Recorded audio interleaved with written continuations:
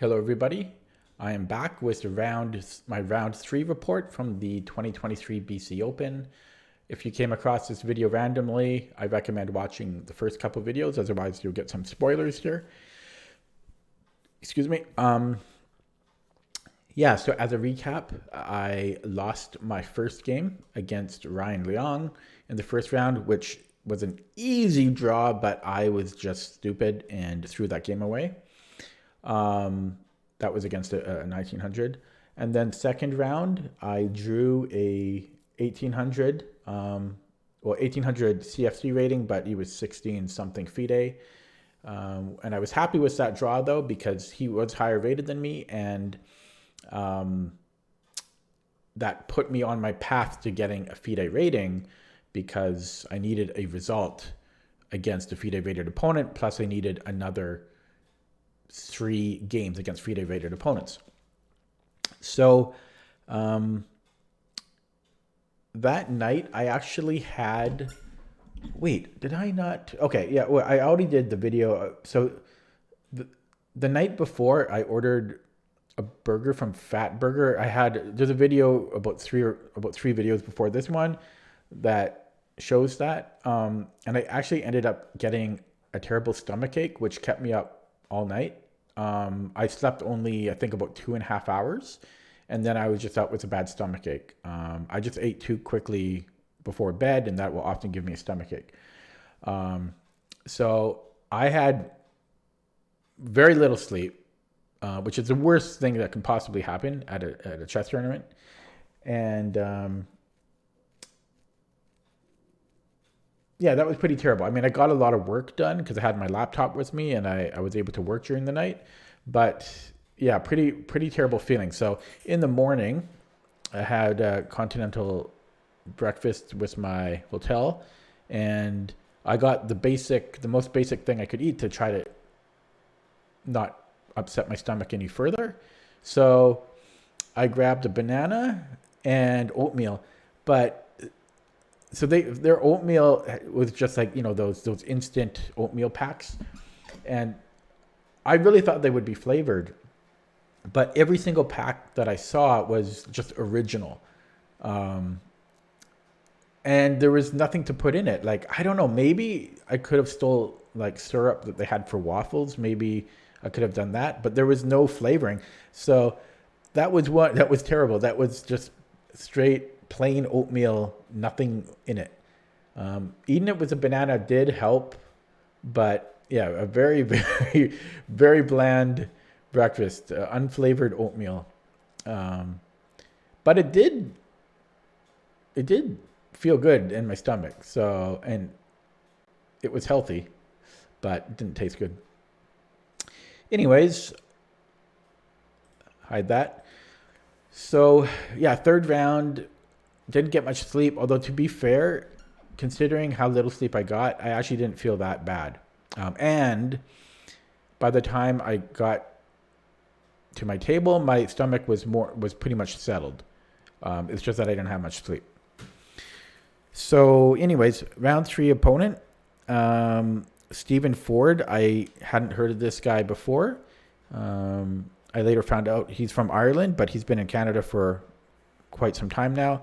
I think this is his second tournament as an adult, but he played in Ireland a lot. I analyzed the game with him afterwards, so I have some insight from him. Plus, I actually had lunch with him at the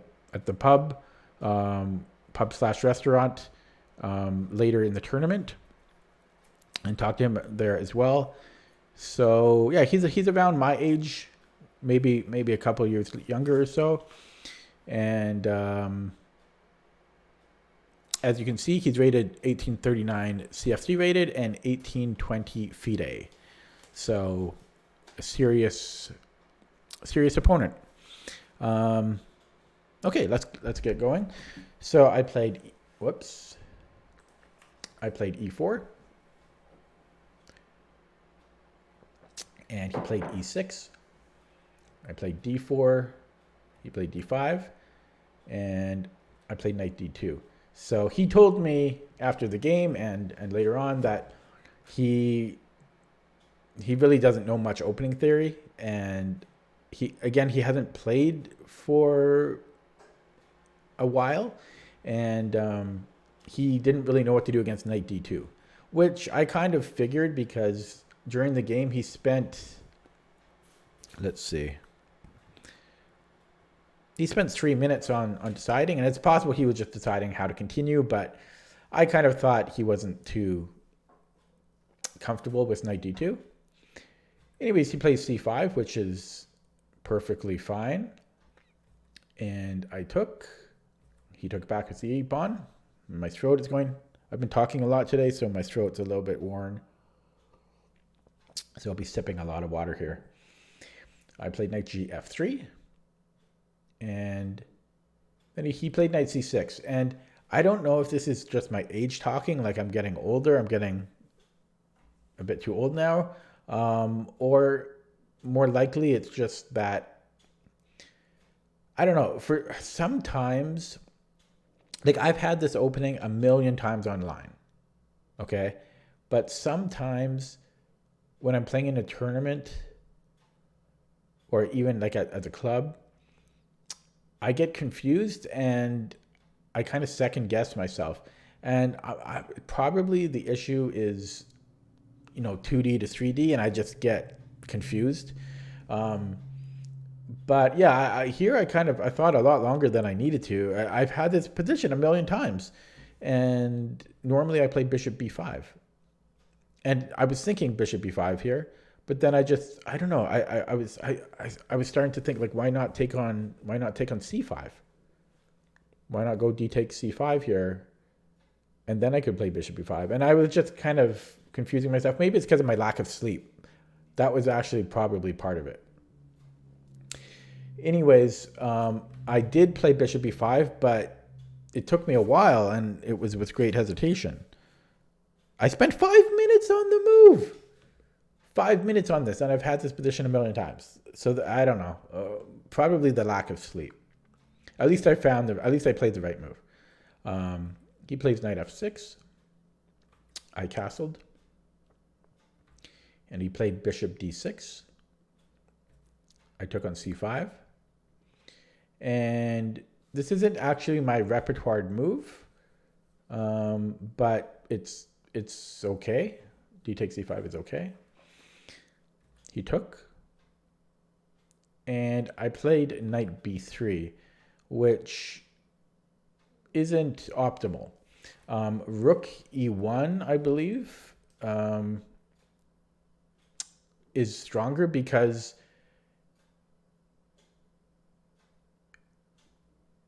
I was just thinking, what if he played bishop e7 there?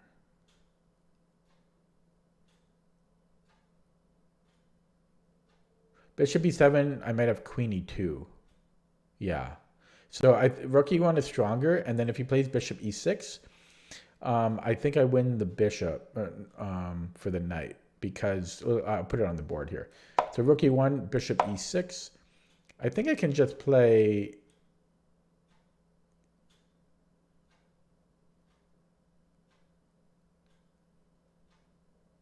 hang on.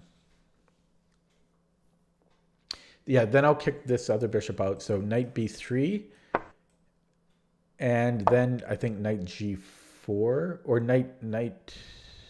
I could play knight d4, knight f d4, and then I'm hitting this bishop.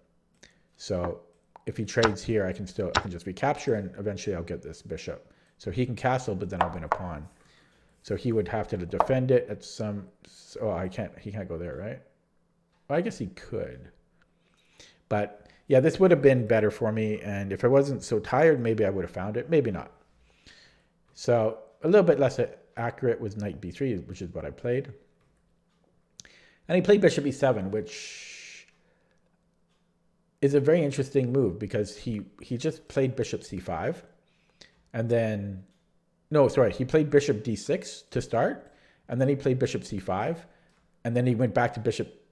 He played bishop e7. So in the first 9 moves, 30% of those moves was this bishop moving. And it makes sense because I have queen e2 and rook e1 on the horizon. But after he played this, I spent 14 minutes after he played bishop e7. 14 minutes is a lot of time, especially in a non-crucial position. But I just thought there must be a way to capitalize or to punish this, to punish the fact that he moved the bishop 3 times. So I was looking for a way to punish that, but I couldn't really find anything. I was looking at like rook e1, queen e2, bishop f4. I was looking at everything. I think I spent a long time on knight e5, but none of that really seemed like it punished bishop e7. So I ended up just playing rook e1, which I think was the best move. But it's just, the point is it can't really be punished. So I think white's better here, but not by a whole lot. Yeah. Okay, so he castles, and I played what I felt was a slightly cowardly move at the time, and I told my opponent this in our post-analysis after the game. I think the computer actually says it's completely fine what I played, but I think the reason behind, like the rationale behind my move was maybe not good. I ended up playing h3. I just didn't want to deal with this pin. Bishop g4 can be pretty annoying. And I just didn't want to deal with thinking about it and figuring out a solution to it. And I thought I had time to play h3 because he moved this bishop 3 times already, so I felt I had time to play h3. And I just thought it would be nice to not have a headache. And then after h3, I think this bishop kind of has a bit of an identity crisis on where it will go. So yeah, I played h3. The other reason is I was actually, I shouldn't say time trouble at this point, but after h3, I was down to 1 hour and 4 minutes, which is nothing. I mean, I've used up 26 minutes already, and we're in the opening still. And so I kind of just, that's partly why I didn't want to deal with this pin, because it would take more time to figure out what to do after. So I just played h3, and I didn't want to deal with the pin. Okay, anyways, objectively, it was totally fine. He played a6. And yeah, I mean, so we can't go to a4 because of b5. Can't go to c4. If I go to d3, I think he can just probably play knight b4. So my choices here were really bishop e2 or bishop f1, or I could take, which was a real consideration. We do give up a bishop for the knight, but we would get, this bishop is still, what's even worse now because he has 3 pawns on light squares. So that was a real consideration, but I didn't really want to give up my bishop. So it was then between bishop e2 and bishop f1. Bishop e2, I didn't quite like blocking the e file. So I ended up playing bishop f1 with the added bonus of the bishop protecting g7 and h6. But it does put my bishop on a passive square. He played bishop f5. And I thought for a bit here, and I felt that his bishop was more active than mine, so I decided to trade it off, or offer a trade anyways, and put it on d3. If he doesn't trade, then I kind of, well, my bishop gets on a better square than it was on f1.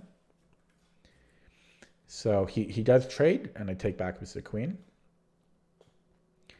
He played rook c8. After the game, when we analyzed it, he didn't like this decision of his. He really thought this was stupid. Computer says it's not that bad. It's okay. It's not the top move, but it's playable. But he really didn't like it because he's not really ever going to get anything going on the c file. Like I can just play c3, and then what's he doing there? So that's what I did. I played c3. He also didn't like this move of his, but again, I think the computer said it was okay. I played bishop g5.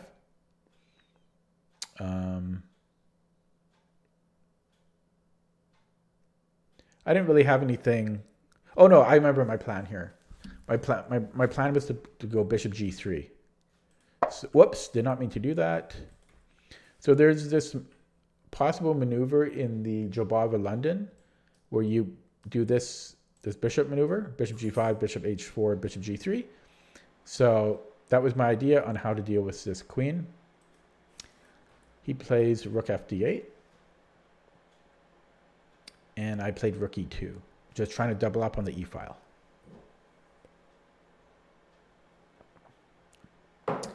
Okay, so he played rook d7. He wants to double up and also defend the bishop. I double up on the e file. He plays knight e4, which is pretty much the only move, I think, because I'm threatening to take on f6. He can't take with the pawn because of the pawn structure. He can't take with the bishop because of mate and 2. So knight e4 is kind of forced. I trade on e7, and he recaptures with the knight. He can't take with the rook because his d pawn will hang. And I played knight fd4. I think I thought for a while there. Nope, I didn't.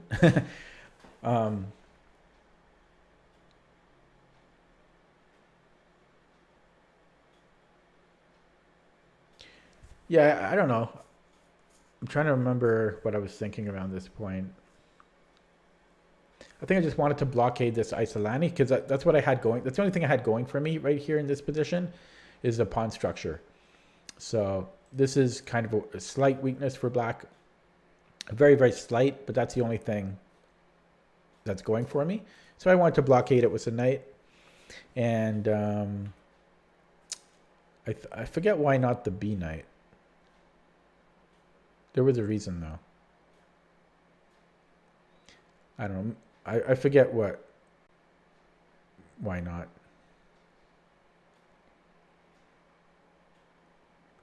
Anyways, I played knight fd4. He played knight g6. And I didn't put a note here, but I remember... Yeah, I thought for 5 minutes here. That move was actually very annoying, knight g6. Because how do you deal with knight f4? So a very annoying move, because I felt, if I had to choose a side here, I would take white because of the pawn structure difference. But after knight g6, this was a headache. Because this is a threat. And there's not really any way to deal with it. Other than what I played, which was g3, but that is starting to compromise my king side. But it had to be played. And he then made a move that really surprised me. And when I analyzed the game with him after, he kind of stood behind this move. And he didn't really get my surprise about it. I think the computer agreed with me that this was not a good move for black. So he played queen c4. And I think partly why this surprised me is because after he had played knight g6, this started to, this gave me a lot of headaches, or maybe not even headache, but a lot of hesitation about how to proceed here. And he was he's starting to be on the offense. And for him to want to trade queens, especially when he has an Isolani, and he can't take with the pawn, he would have to take with the rook. So we're getting closer to an endgame with him having an isolated pawn. Felt a bit misguided to me.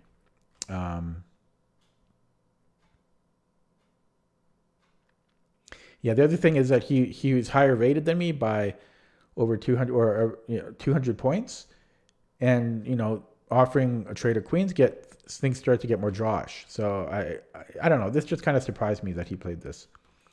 I took, and he took back with the rook. I played knight d2. Again, I'm not trying, I'm happy with the draw because he outranks me by 200 points.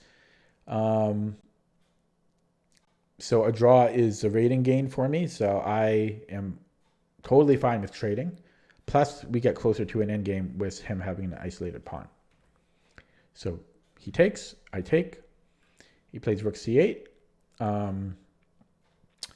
which makes total sense because otherwise there are back rank threats coming.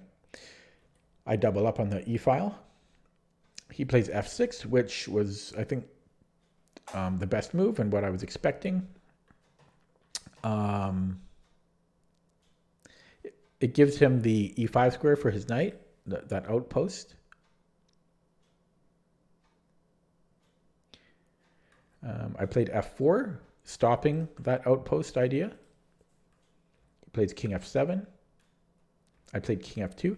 So after the game, he asked me what the idea of king f2 was, but it's really the same thing as king f7. I'm just not in a rush and just bringing in the king to centralize it a little bit more. Nothing more to it than that. He plays rook e7. I played knight f5. He trades rooks, and I take with the rook. And he played rook d8. So over the past series of moves, like, I don't know, 10 moves or so, my opponent started to use a lot more clock time. And he was actually down to 12, because we spent a lot of time in the opening. He was actually down to 12 minutes here. I had 37. So I had a real time advantage, and I have the better position just because of the isolated pawn, but it's very quite equal. I played h4. He plays rook d7. And then I made a move that really angered me. I'm just reading my notes here.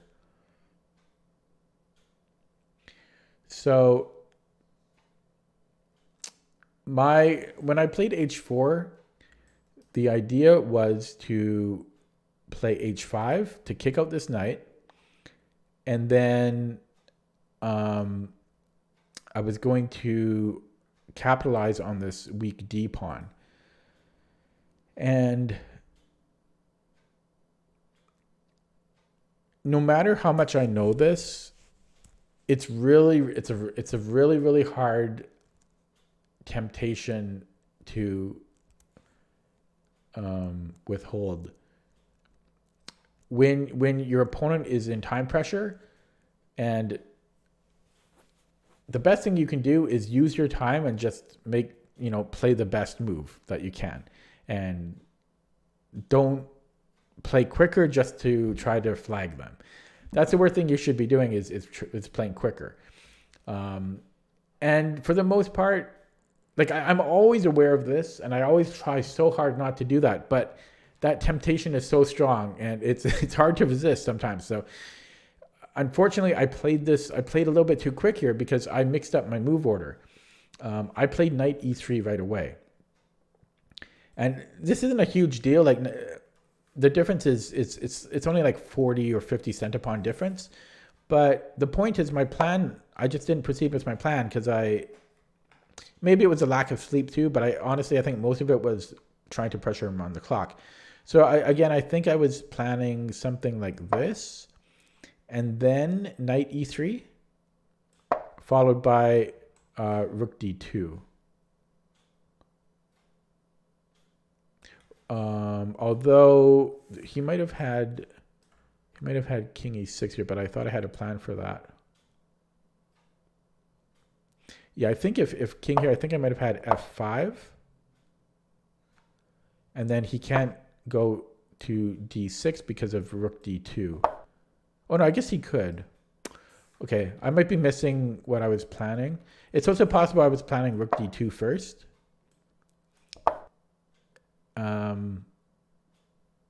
And then king e3 and then f5. Although maybe he still slips out. It wasn't like a winning thing, but the reason I'm angry is because I played a move. This was like the previous game where I had touched my king instead of my pawn, and I blew the ending. This is very similar, where I just mixed up the move order. I had planned to kick out the knight first and then bring the knight back, or rook d2 first. So I played knight e3 in the game. Yeah, I'm just reading my notes. Stockfish says it's not actually a big difference, but the point remains, I shouldn't be making mistakes like that, where I play something that wasn't part of the plan, but I just did it because I'm stupid. Okay, yeah. So I just have to keep working on that. When my opponent's in time trouble, forget about trying to pressure him on the clock. Make sure you play quality moves. So yeah, this allows d4, and this made me even angrier at myself. And my notes say, I didn't know it at the time, but even if I did play h5, the position was still pretty equal. Yeah, no, I already said all that. Yeah. So, but this move made me even angrier, because at the time I thought that I had an advantage after h5, and to go, rook d2, knight e3 idea. And now this just lets him jettison off his only weakness. His only weakness, he gets rid of that isolated pawn. And so I was really upset with myself here about this. So I took, and he took back, and now we're just completely equal. I played rook c2. Just to reiterate, even with h5, it was still equal, but in my mind, I thought I had an advantage. Okay, so rook d7, king f3, knight e3, played g4, and they played knight c6. And this very natural looking simple move actually has a tremendous amount of venom to it. And I sensed danger, and I slowed the bleep down here. I thought for 6 minutes, which at this point was significant, because